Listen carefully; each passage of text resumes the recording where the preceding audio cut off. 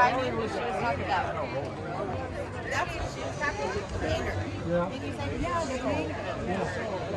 You know, David.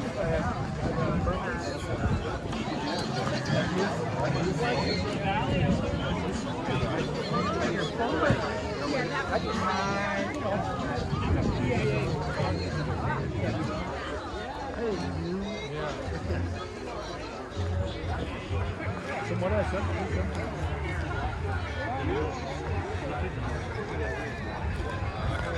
Everything was breaking and he was just tired.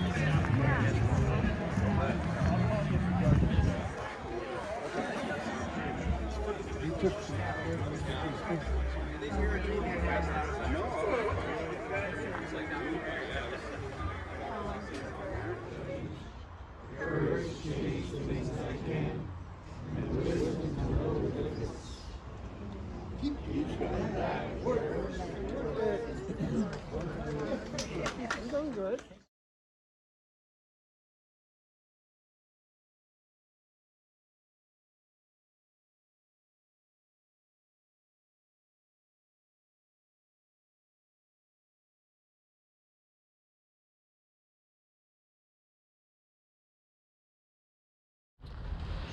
Thomas Arthur Bowles was born on December 22nd, 1930 in Los Angeles, California to Theodore and Florence McGrath Bowles.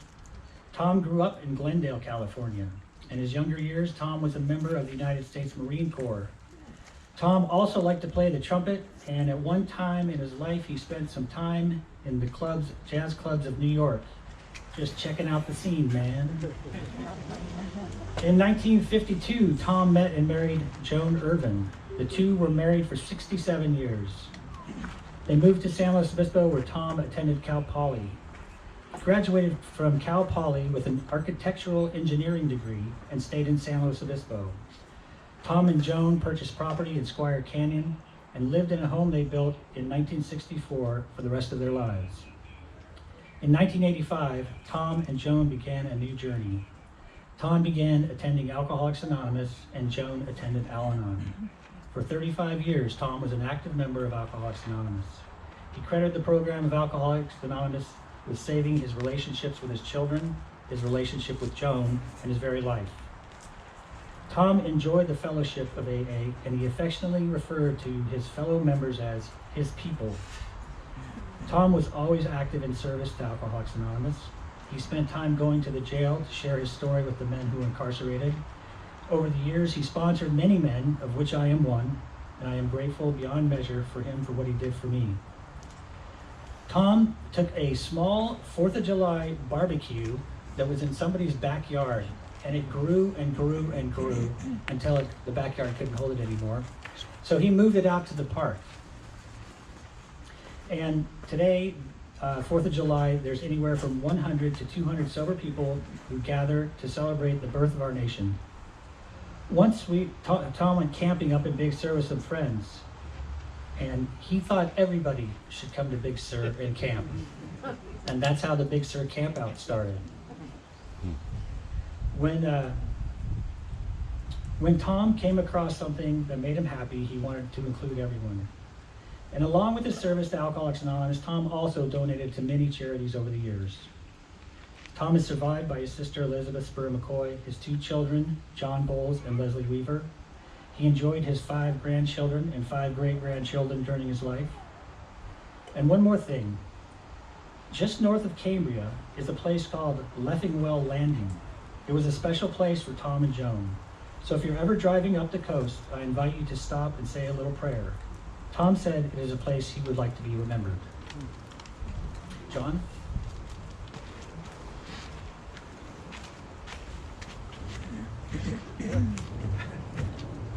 Hi everybody, my name is John and I'm an alcoholic.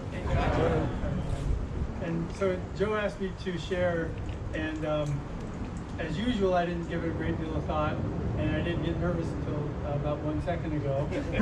So, but you know, it's pretty straightforward. You know, today we're celebrating the life of Tom Bowles, our wonderful friend, and so I'm going to tell you just, you know, my experiences, which are rich in my heart and open and honest, and just like everybody else's. You know, I met Tom probably before, but mostly in 1999 at the Melody Group on Garden Street in San Luis Obispo, and we became friends instantly. Just like everybody did, you know, and I really liked the guy. And then I found that we had some things in common, you know. We both like to go on camping trips, and as Joe just said, we went to Big Sur and started, you know, went 1 year, then 2, then 3, then 10. And Tom and Joan were always there. And I jokingly said at a meeting once that I wanted what Tom had, his motorhome. And I never got the motorhome, but I did end up with a really nice truck and travel trailer, and ultimately spent a lot of trips sharing with Tom and Joan at Big Sur, but also we would meet at Refugio once in a while, and even El Capitan. Just, you know, sometimes by happenstance and sometimes by good planning. And it was always good to be there, you know. Again, another thing that we did together is go to jail. And I always like to say that, you know, when I was active in my disease of alcoholism, I went to jail on an irregular basis, uninvited, and didn't get to leave when I wanted. When I went with Tom, we would go for an hour and go home, and boy, what a difference life makes, you know. We went to the jail, we went to China jail and to the prison together, and just had, you know, it just had a great time fellowshipping with people who weren't able to get out to regular meetings, and sharing our lives in sobriety in a different setting, in a different way, if you will. And I really just so enjoyed the example set by this friend, this man, you know, who just treated me as another bozo on the bus, another friend, you know. But my affection for him grew and grew and grew, and I'd like to think that that it was shared. You know, and one of the things that Tom and Joan would do for many of us, probably many in this group gathering, is remember our AA birthdays and sometimes our natal birthdays, and call us and sing to us.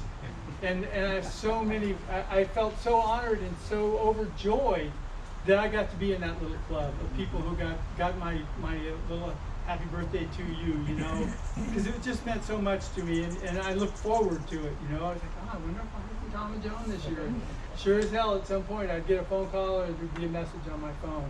It just meant a lot to me. So, you know, life with the Bowles, because it wasn't just Tom, it was Tom and Joan.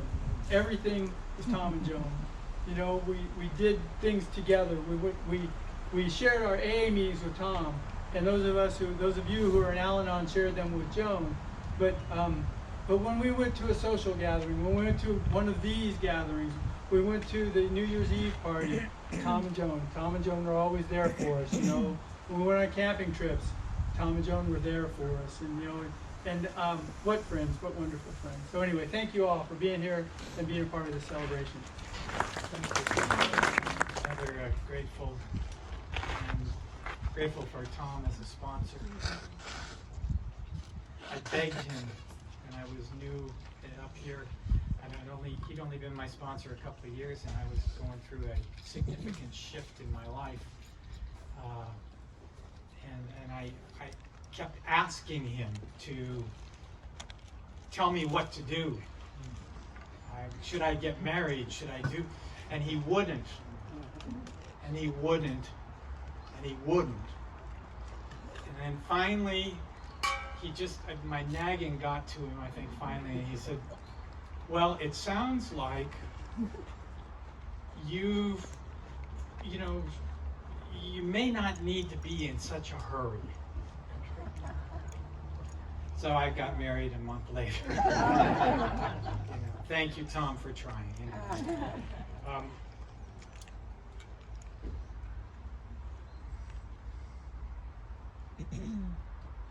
I asked Tom to read the promises once.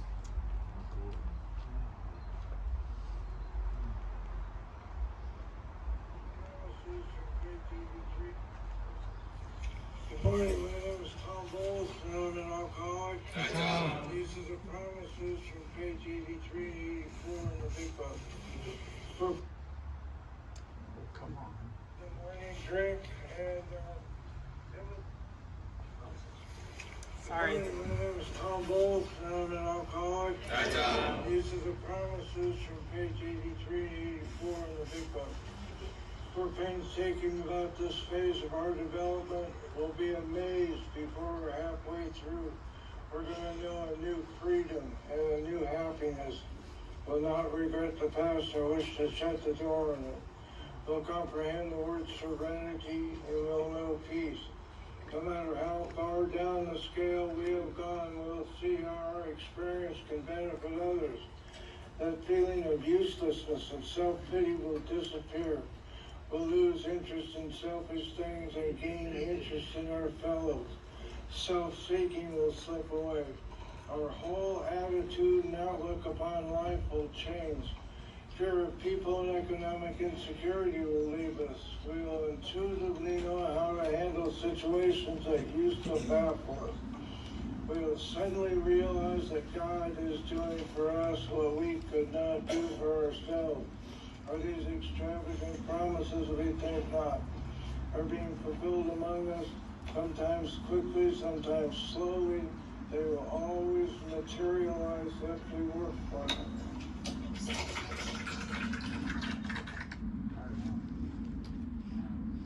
Let's take a moment in silence while we remember our friend.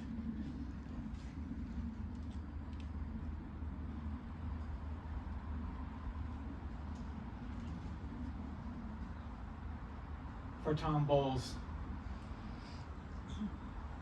here's the gift of time in AA.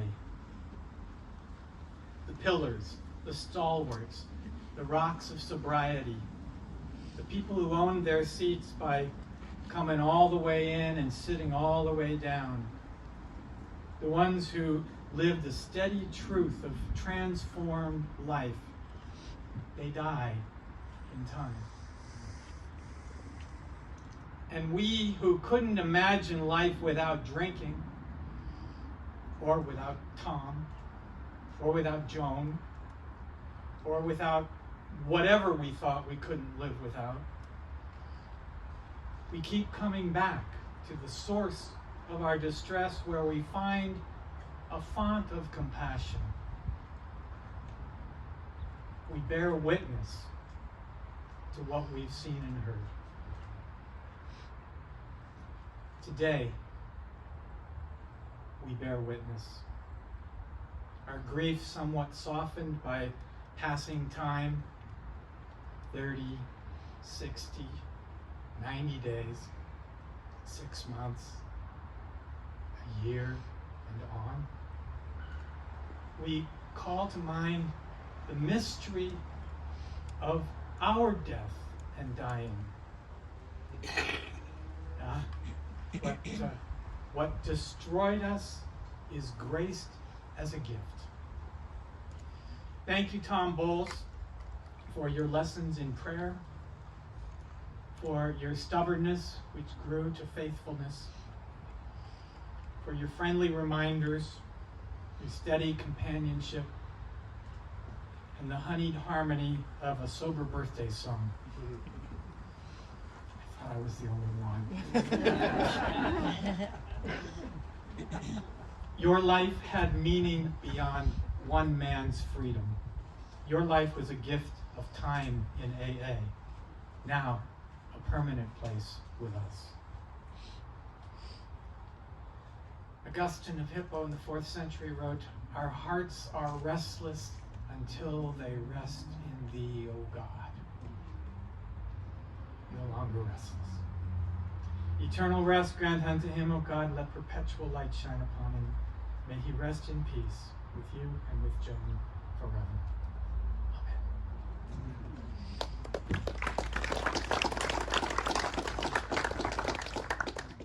And I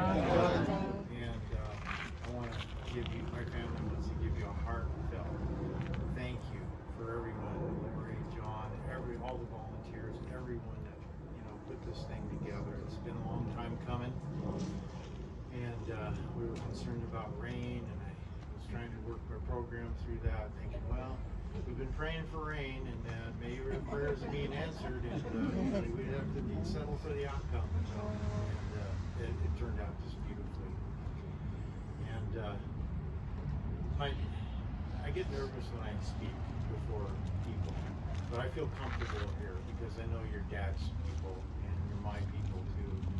And years ago when I first came into the program, I had to speak at something and I was really concerned about it. My dad said, "Oh, that's okay. It's just because you're still so full of yourself."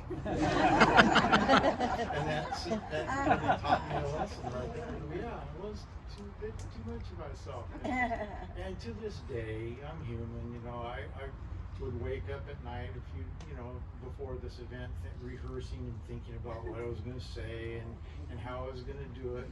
And at some point, it just came to me, just speak from the heart. Just show up, see what's happening. It's about Dad, not about you. And the people that he loved. And it's a great place to be. You'll be just fine. And sure enough, everything that I had written down, Joe shared right off the bat. It was almost verbatim the whole history. I've been putting the pictures together with my sister, and I was kind of going over his life and everything. You did it perfectly, way better than I would have. So at some point during all this concern I had before about how to share this thing, it came to me. Speak from the heart. Calm down. It's no big deal. It's okay, and it's all about Dad. And so it's right where it should be. I do want to add a few things. When Dad was younger, they spent a lot of time in Newport Beach, his family, and he loved the ocean. The whole family loved the ocean, loved the beach. And so after he met Mom, served in the Marine Corps, had enough of the GI Bill to get up here to attend college to study architecture. Naturally, we moved to Avila. You know, he loved it there. You know, I was in the early 50s, and then we moved into town and lived at various places. And I must say, living on the GI Bill with a wife and a son, and then my sister came along in '58, it's quite an undertaking. You know, he worked, he's going to school, and yet there was always food on the table. There was always a roof over our head, and I felt very secure. You know, so he was that kind of guy. And talk about stubborn and will and all that. Man, I got a full dose of that all my life. You know? Hey, my first encounter with a power greater than myself. Didn't do that again. But he always was a very passionate, very energetic, intelligent, and talented man. And he was restless, always creating something. So in the early days, after we moved to the San Luis County, we'd go around in the Model A and he would do watercolors of all the old farmhouses and stuff in the area. And I got to be with him there and get to play around the old buildings, and it was a really neat experience. So he was a very talented painter. I don't know if anybody knew that. Then he got into more like welding, and he did little sculptures. There's some pretty neat sculptures at the house, and some paintings and things. But he really got into the weather vane thing, and it turned into a thing that he'd go to like the Mission Plaza, all the craft sales. My mom was an accomplished seamstress, and she could sew quilts and make clothes. And she made a lot of clothes for the family. She was really good at it. Just neat things. And so she had her little booth, and Dad had his little booth, and he got a lot of commissions. And I put some of the pictures up, but they're not near representational of all the work that he put into it.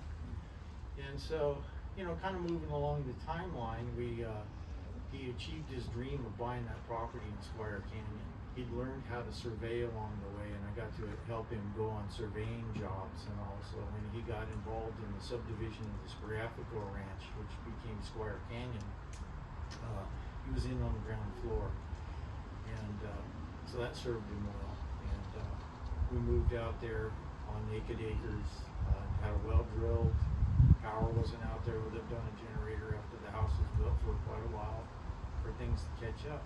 And it was his dream come true because he was an architect. He got to design his home and to have it built, and we got to live there. So that was a big thing for him. And he did various jobs. He worked for the County of San Luis and the Planning Commission. He worked at a title company. He did whatever he could to keep busy. But fortunes changed, and we got pretty affluent when he went to work at Vandenberg for Boeing Company. It was the aerospace engineering project, and designing the launch control facilities and working on those for the Minuteman systems. And so he was making bank. We were doing pretty well, and you know, everything that goes along with that. He was thinking he's doing pretty good. Well, that ended, and then he went into a deep depression because he's unemployed, a lot of bills, and he thought he found a solution in Pizzeni wine, and that's where we were talking about the gallon jugs and the trips up to Pizzeni and all. And I'll never forget riding the old 49 Ford pickup with all these cases of these 12-gallon jugs of Pizzeni wine, backing up to their little loading dock, you know, and unloading all the bottles, and loading up our new supply for the month. And a guy came out and he goes, you know, I don't want to pry, but who drinks all this wine? My dad goes, oh, well, you know, I entertain a lot. I have a lot of friends at barbecues, and I marinate a lot of meat with my dad goes, oh, I see, yeah, okay. But anyway, that was a rough time for all of us in the family, because, you know, he got more and more withdrawn, more and more isolated. It was especially hard on my sister and my mom, because she couldn't drive, you know, totally dependent on him. But you know, he was still creative, and he had that strong will. He kept improving the property, he kept welding, he kept making these weather vanes, he would go to these shows and stuff. He was driven, just restless, you know. So it was a great relief when October 1985, he asked me for a ride to French Hospital. And I go, oh no, what happened? And he goes, I'll tell you when we get to go. And so I go and pick him up, and he's crying, and he's just beat. He'd had an especially bad week ahead of time, and Mom was pretty well lowering the boom on him, and his whole world was caving in, and he decided he needed to do something. So he went to the French Hospital, which was offering a recovery program at the time, and so he went in there and dropped him off. And of course they invited us, you know, as the family members, to come and join him in his recovery. They'd explain what he was doing and how he was progressing, and what to expect. And so I did. We attended those, and there was a meeting in there. And I go, oh wow, and there's a lot of my missing friends that I had were there. And I go, what are you doing there? And Joyce Ann was going, well, I'm a member of Alcoholics Anonymous, you know, and so we're supporting your dad. And I thought, how cool is that, you know? And they gave us a little pamphlet about, you know, alcoholism and all this stuff. And I remember looking at it and going, it seems all kind of like maybe I'm kind of like that. And I closed it up. Another many years before I had my moment of clarity and came in. But I always knew that it worked, because I saw what happened with Mom, and I saw what happened with Dad, how it came to life. They had a life, they had friends, they were traveling, they caught up for all that time that was lost out there in that isolation, and that, you know, that trying to do it, go it alone thing, and so it was wonderful. It was just a wonderful time.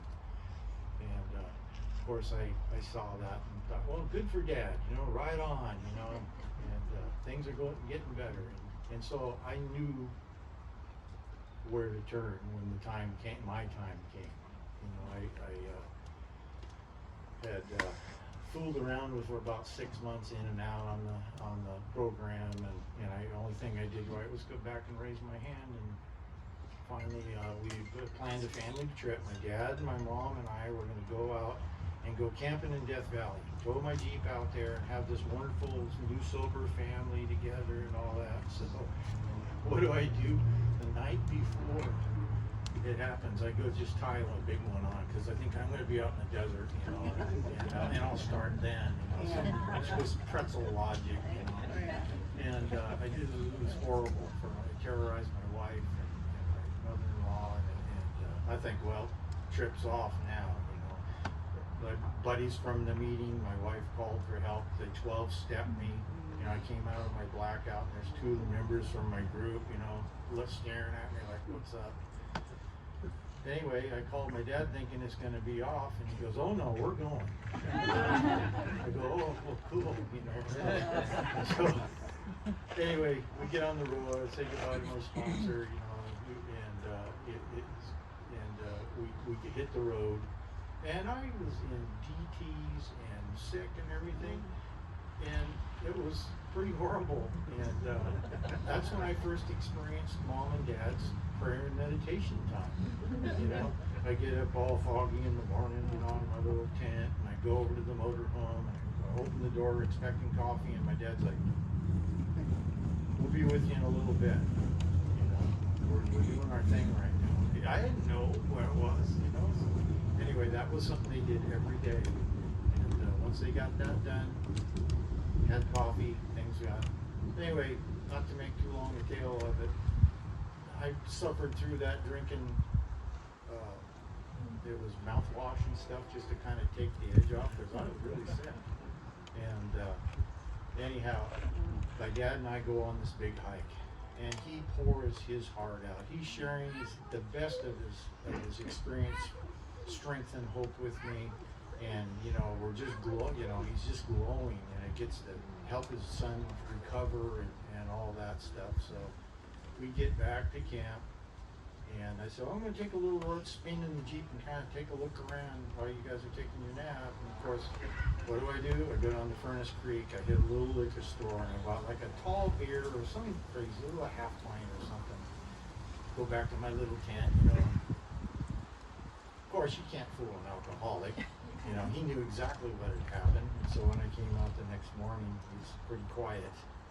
And I said, "Hey, how's it going?" He goes, "Yeah, you seemed pretty happy last night." I go, "Oh, yeah. He goes, "So what are you going to do about this drinking?" I go, "I don't know, Dad. I gotta try harder or something." He goes, "I'll tell you what, there's a meeting tonight at the Furnace Creek Fire Station." He says, "We're gonna go." And I said, "Right on, let's go." You know, and that was my last drink. Shivering in my tent, thinking, do I have a home to go home to? You know, the wind was blowing, there's the creosote bushes scratching on my tent. I think this is my future. Bleak, dark, alone, scared. You know, and when I got to that meeting, there was 2 guys there, and I got a 1-year chip a year later from the same guys, and it was an eye opener. My dad said, "You should have seen it." He said, "I don't remember it," but he said, "You did like a 5th step with those guys. You just let it all hang out. You were crying and everything." I said, "Well, it was a big relief." And anyhow, so Dad, part of the story that's important is my dad was very, very pissed off. He was very, very angry that I had done that because he had been sharing. He thought everything was on the right track, and man, he was. I don't know what would have happened if my mom hadn't interceded. Her Al-Anon came out and told him, you know, just leave him alone. If you're going to ever make a continuing amends to me, just leave him alone. And now you know what I was dealing with. And he goes, "Okay, I get it. So Dad and Mom were there to support us as a family from there on out. They always had been. Dad was a wonderful guy, and he trusted and loved so many of the people here. It became his life, their life. And when Dad was getting close to the end, he sat my sister and I down. He said, "Look, I've tried everything. These trips, you know, weekly trips to the ER are getting tiresome. I'm worn out. I miss Mom, and I hope you guys understand that. I've made a decision to just let go. I'm not taking my medications anymore. You guys don't take me to the hospital anymore. We're going to let nature take its course. I'm good with God. I've settled all our affairs. I'll get you guys all lined out." And he said, "I just want to stay home and just let things happen." You know, so we were shook. And anyhow, Dave was mentioned about the prayer. And so it was March 30th, the day after you were there, I guess. Barry, my brother-in-law, and my sister, and we were all together. And my dad dictated his obituary to and then he had a photo taken of him at the time. He was in charge right to the end. And he got to die at home in his own bed in a home that he built with people that he loved. And you had the care. He was in the care of God, and he was going to go home and see God and see Mom. So he was looking forward to it. That how it is. We miss him. He's alive in my heart. I'm sure he's alive in yours, and he'll be like that forever. As long as we're alive, he'll always be around.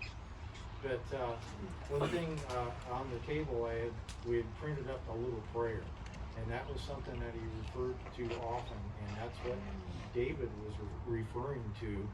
And so I'd like to share that, because I said, Dad, can I record that?